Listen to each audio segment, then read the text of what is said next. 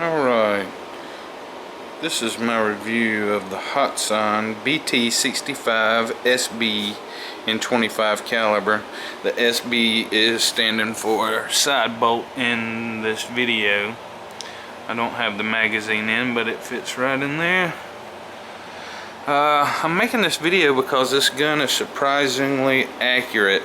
I've had a few air guns. Had that Marauder, the Benjamin Marauder that is, in 22 caliber, and I had a lot of trouble with its accuracy. This one I'm quite shocked at the accuracy of this thing, and the power that it has out at 80 yards is ridiculous. We'll start with the scope.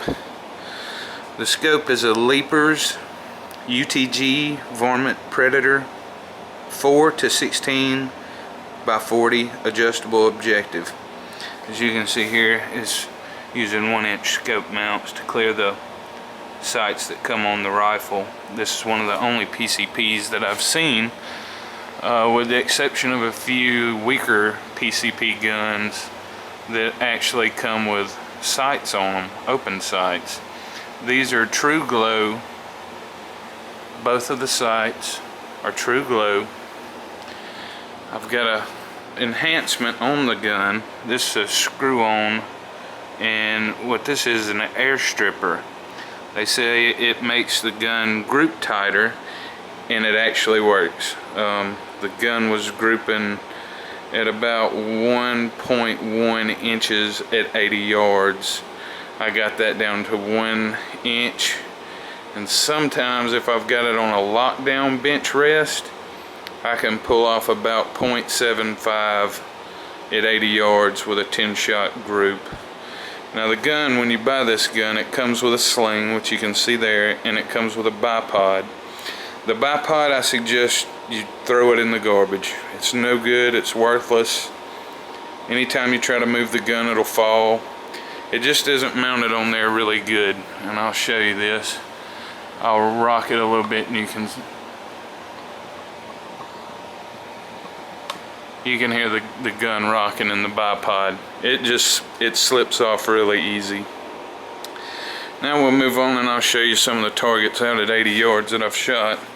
And I am going to make more videos on this gun. We'll start with this one here, and these are pretty small targets. Let me zoom in on this. This is going to be I'm going to put my hand to show you what size this is. This is at 80 yards. That's about 1 inch. And I know you probably see this here. This is not a flyer. I actually tried to hit this circle at 80 yards, and the gun was almost empty with 0 air, and it shot just underneath it at 80 yards. This is 4 clips of 9 shot through this bullseye, 80-yard shots. I was so amazed at the accuracy, I got a little cocky. I put up another target, and I started trying to shoot the numbers, and this is at 80 yards. After I blew the bullseye out, I started trying to shoot the numbers out. And then, after I shot at the numbers, I started shooting at the circles, as you can see here. These are 80-yard shots, and I cannot believe this. My Marauder was not even close to this accurate at 80 yards. And this is using the same bullet. All these are using the same pellets, and this is the pellets that I was using. The JSB Exact King Diablos. These were the most accurate pellets I've put through the gun yet. Now I've got a lot of different pellets, and I've got them set up where I can show you the pellet. But here is the example of the gun losing its pressure, and this was almost completely empty, these shots here. This is a flyer. This is what happens when you do not seat your pellet all the way in the magazine. That is definitely a flyer. This is just due to low air pressure. Alright, moving along, I'll take you and show you some of the pellets that I use, the different types. Here we have them set up in order from the most accurate to the least accurate. And on the left we start here with the JSB Exact King Diablos, the most accurate pellet for this rifle. It groups at about 1.25 inches at 100 yards, and at 80 it's at about 1.1, and I've gotten it down to 0.75 with the air stripper being on the gun. The next one up is the Predator Polymags. These are about the next most accurate, and they have a ton of knockdown power. They're a 26 grain pellet, a little bit heavier than the JSBs, but they're not as accurate either. The next most accurate pellet I would have to say that I've shot are the H&N Field Target trophies. I know the packaging's a little tore, but these pellets were 20.06 grain, and they were all over the paper. I couldn't even get them to group at 50 yards, much less 80. And that would be this pellet. Now, the third best, I'm sorry I messed up the arrangement, but we have the Yunjin pellet. This was the third best pellet, and by far the most knockdown power. At 80 yards I was shooting through a steel plate about 1/16 to 2/16 of an inch thick, or 1/8 of an inch thick, however you want to say it. But these are, I think, 35.8 grain, and that is this pellet here.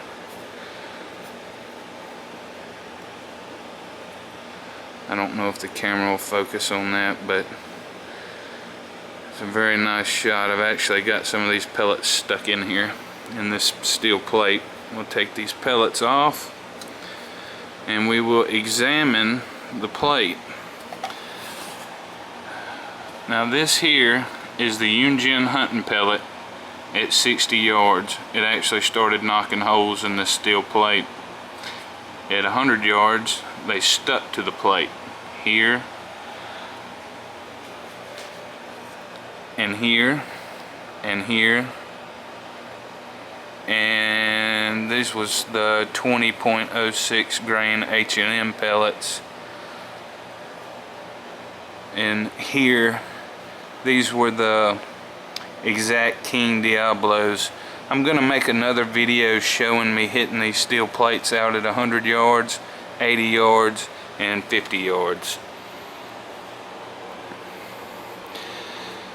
The pellet of choice for this gun is by far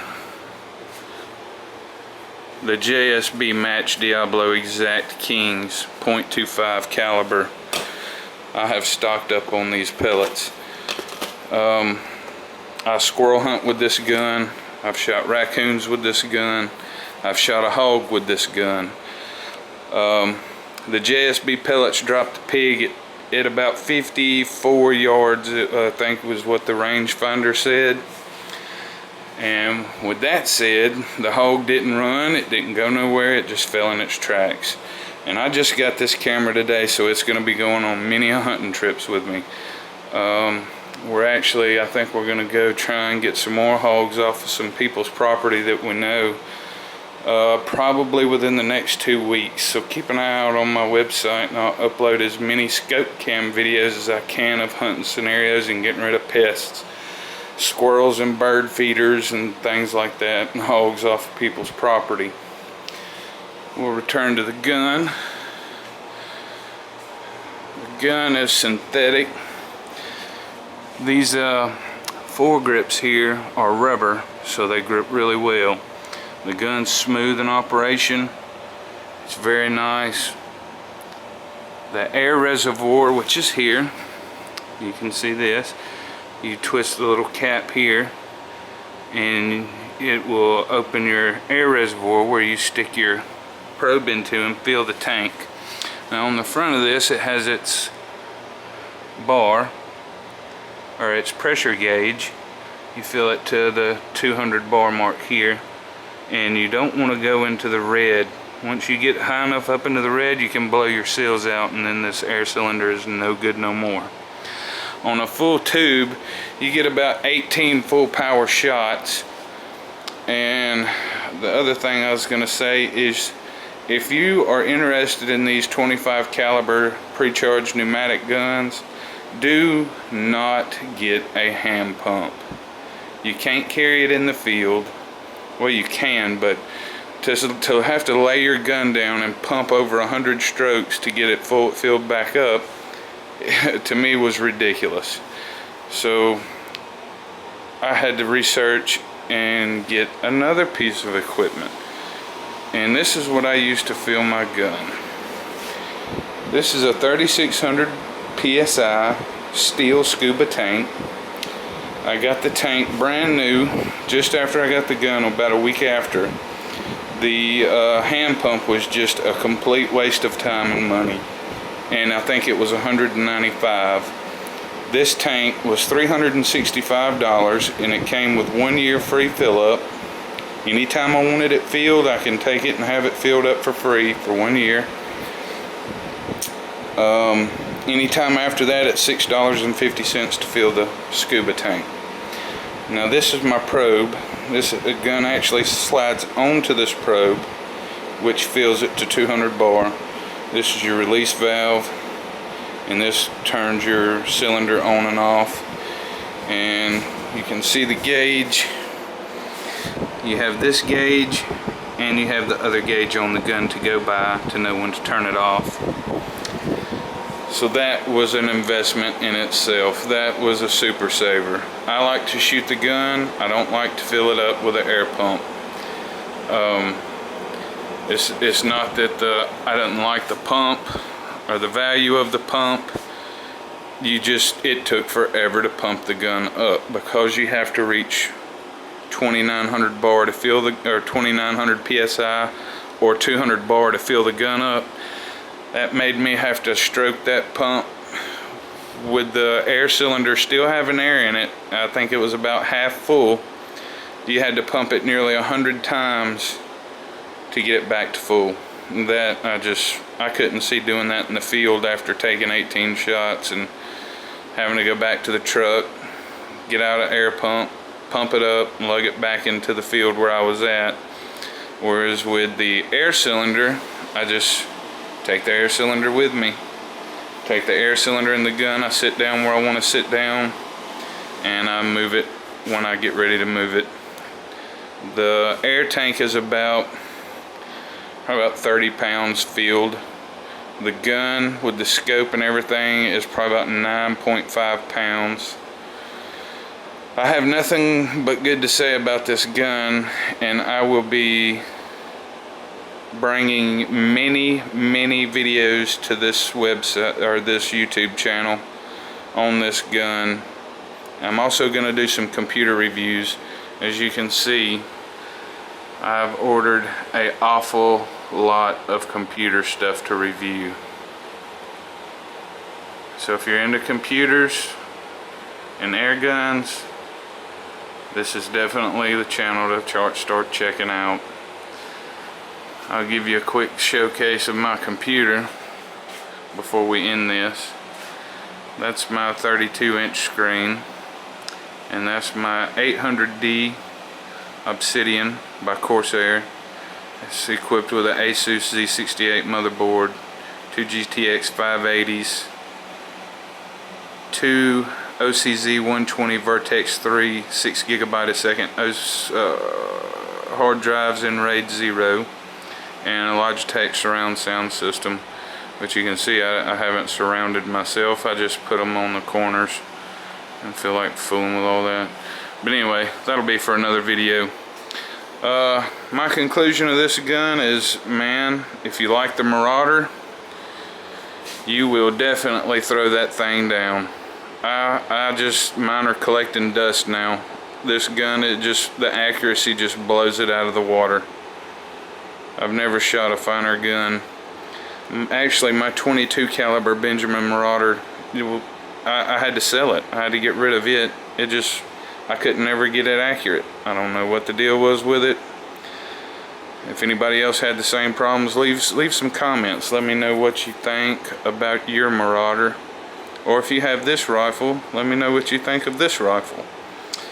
Anyway, that'll be it. I'm gonna stop it here, pushing 15 minutes. You guys have a good one, and check my channel every now and again. If you want to subscribe, subscribe. If not, you know, you don't have to. Nobody's forcing you to do anything. But I'm gonna be posting videos up probably about 4 to 6 times every 2 or 3 days. So there will be plenty of videos to come. And that's it. I appreciate it. You guys have a good one. See you later.